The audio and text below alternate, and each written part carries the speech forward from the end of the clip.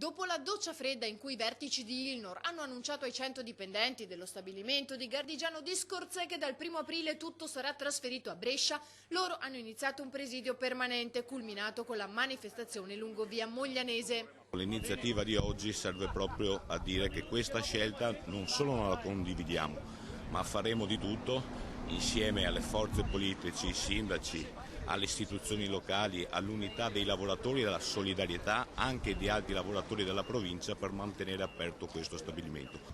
Non è l'ultima e continueremo perché non possiamo accettare che 100 famiglie rimangano senza lavoro per un motivo, nonostante ci sia stato un accordo già fatto nelle sedi preposte.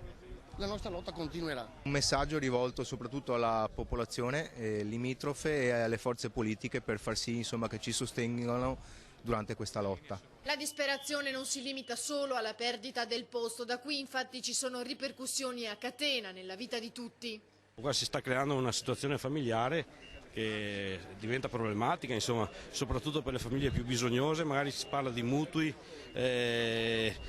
famiglie numerose che hanno dei figli, insomma, che vanno a scuola, e tutte queste cose chiaramente non possono portare che disastri a livello familiare, l'economia appunto familiare. L'Italia non può continuare ad andare avanti così a chiudere le fabbriche e basta, bisogna creare posti di lavoro. I 100 dipendenti non mollano, confidano nell'incontro di lunedì con i politici del territorio, il 12 poi andranno a Roma.